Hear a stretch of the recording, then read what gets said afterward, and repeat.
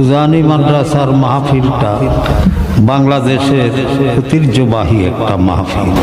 এটা সহজ কথা নয়।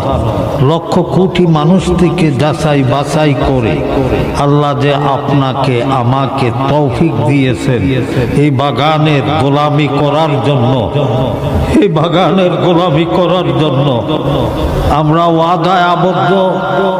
আমরা এই 2 দিন ঘুমাবো না, আরাম করব না, খানা মিললে খাইবো নাইলে খাবো না। বাকি আল্লাহর বন্দারা যারা মাহফিলে আসছেন তাদের খেদমত করে যাব।